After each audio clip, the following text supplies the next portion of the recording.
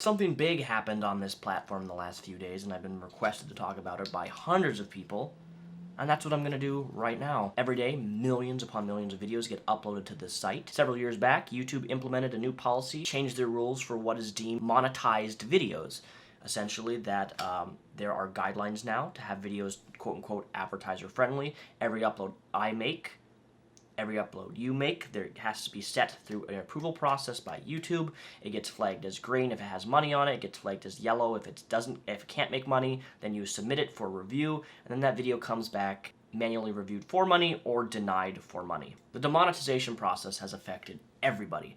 Now, when this was rolled out, leafyishere stopped creating content because every single one of his videos were getting hit. And I understand why, because, well, YouTube changed their guidelines and the videos didn't fall in concordance to their guidelines. But there's a problem there that stems far more than just demonetization on somebody's channel or videos. It's that why doesn't YouTube actually take and effect their own policies? And what I mean by this is leafyishere, whether you like him or hate him, that's not relevant in this conversation. What is relevant in this conversation is you took out a YouTuber with almost 4 million subscribers, and his channel was instantly removed without any naysay, without any appeal, without any explanation.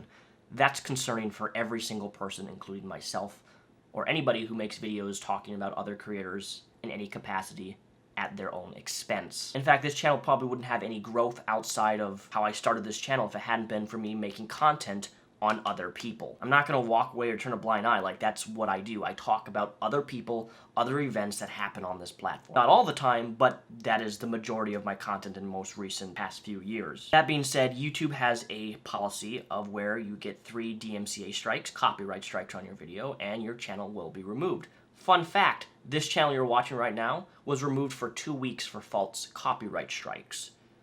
I appealed all 3 of them because somebody fraudulently did these strikes. This was back in like 2015 or 16, and the videos all went back up. My channel was restored. Wada wada woo. YouTube also has what is known as a guideline strike. So let's say I make a video that's really, really harsh. I am attacking somebody's characteristics. I am being extremely mean. I'm making fun of somebody's physical appearance, which is a rule that you can no longer do here on YouTube. And that video gets flagged, and I get what is known as a community guideline strike. 1 strike, 2 strike, 3 strike. It's a 3-strike rule. Leafy has had strikes in the past, and YouTube revoked them. Strikes from people false flagging somebody's content to get it removed falsely. YouTube revoked it and gave Leafy a clean slate just a few months ago. And now, out of the clear blue, his channel is just gone. No explanation, no reasoning. And this should be concerning for you. This should be concerning for me.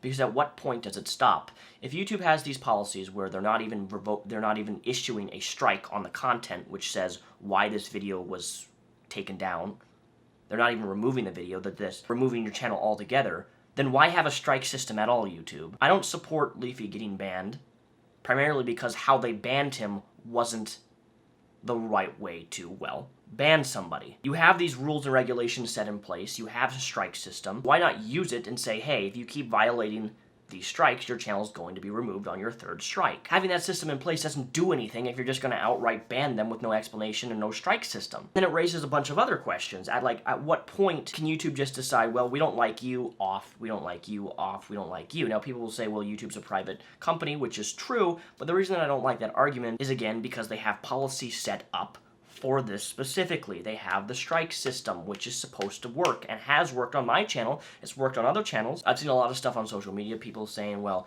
leafyishere deserved to be banned. leafyishere deserved to be deplatformed. And my question would just be, well, when does it stop? Am I next because I've made videos on Onision? Better yet, why isn't Onision gone? That's a real question I have to ask. I mean, after all, one of his most vitriolic videos was on Eugene Cooney. You know, YouTube has a new process, a new set of rules that they specifically say there is no creator-on-creator harassment. So that means that if I want to make a video on somebody who does YouTube, I have to be very careful with how I go about making that video, not to incite harassment, but do it in a constructive way that is, well, not harassing. I guess the word harassment can be somewhat vague. Personally, I've never told my audience, hey, go to this person's channel, dislike their video, do stuff like that. I don't support that at all.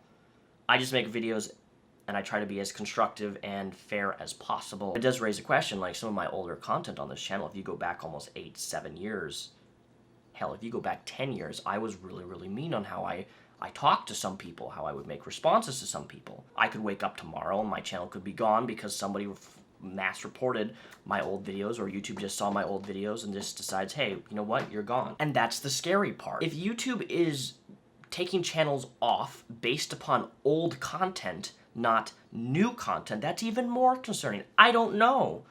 That's the reality. I don't know how all this stuff works. I just know that there are rules set in place. I try to follow those to my best of my ability, and for the most part, I do a pretty damn well good job, I think. I try not to be someone who attacks personal with like ad hominems or attack people's personal appearance, even though that's something that I used to do back in years ago. I don't do it anymore.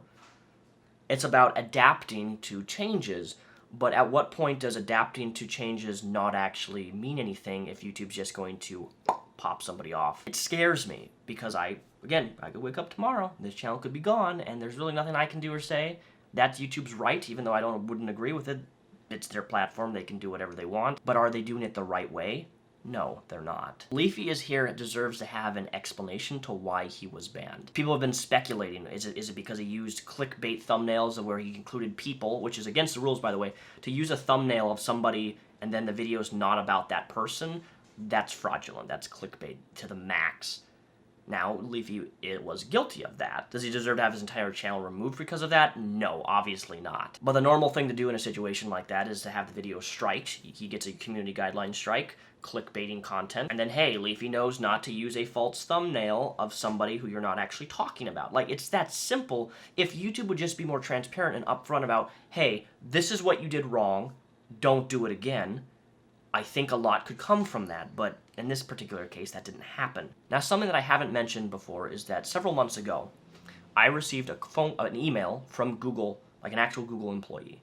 They said, Daniel, we would like to talk to you about your recent merchandise, because I have a merch store, and the merch store that I made was just a ridiculous shirt of like a transformer karate chopping an onion, and the shirt was titled Onion Slayer, because I've had hundreds of people ask me to make a Onision like t-shirt making fun of him. Like, it's just an onion and me as a transformer robot like slicing it in half. It's really kind of cheesy. Like, it's not meant to be taken super seriously. So I replied to their email, gave them my number, they called me, and I had about a 20-minute conversation. I was at a restaurant. But the conversation was literally, hey, we noticed that you have a merch store, and we need you to remove your merch that you have listed. And I'm like, okay, first of all, stop.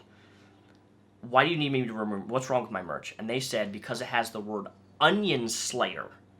Onion Slayer. Onion Slayer as in Onision, because he's always called Onion Boy, right? And I explained to them, like, I'm not actually using Onision's name in my product to promote harassment or bully another creator. Like, that's not what I'm doing here. It's just an onion being sliced in half, and the title of the merchandise is Onion Slayer. And they're like, well, your merchandise promotes creator-on-creator harassment, and we need you to remove it. And we had a conversation, and it kind of went okay, because at the end of the day, I said, fine, you know what, I'll remove the title of the product, and I changed it to Vegetable Slayer. So the shirt's now called the Vegetable Slayer, which is ridiculously petty in my opinion. But YouTube had a problem with me having Onion Slayer in the merch description, which is linked down below. I think if you don't have ad blocker on, you can actually see the shirts themselves. And I found that conversation fascinating, primarily because, one, they told me what the issue was, and I changed it. Because, one, I paid for the logo design. I don't want to have my t-shirt removed off of YouTube. So I listened to them. I'm like, okay, fine, I'll change the name. That's all you're going to get from me. I'm not going to change the design. If you have a design with a problem, then I just won't do merchandise through YouTube anymore. It's that simple. Like, I'm not going to pay money for a design for a t-shirt, and then you tell me that I can't have the t-shirt because of a robot slicing an onion. That promotes creator-on-creator harassment. That's too far. That's crazy. That's dumb. Like, at what point is going too far, YouTube? Like, let's be real. But we settled on that. Vegetable Slayer. I changed the name. All is well. But I'm relaying this experience is because it was one of the strangest conversations I've ever had, because I was just shocked at the fact that they asked me to remove that name of a t-shirt when Onision himself has has made some of the most vitriolic content. Now, him making constant amount of content that does in fact violate the policies and rules that YouTube has up. I don't understand why why he just can get away with that.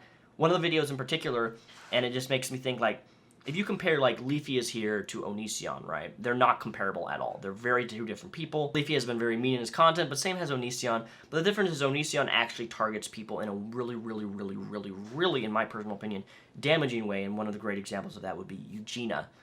He made a whole series upon her. He made a whole video basically mocking her, pretending to dress up as her, and she was like standing over a toilet, and she was like throwing up, he was like stuffing food in his mouth, and like making fun of her body issues that she deals with. And I'm just sitting like, how is this allowed? Like, realistically, how is this allowed, but other content that is nowhere even near that same level of vitriolicness, of harassment or bullying or creator-on-creator harassment, how is that not dealt with, but these other channels who have done a lot less severe things are just removed? Like, that's what I'm thinking about. Like, how? Why?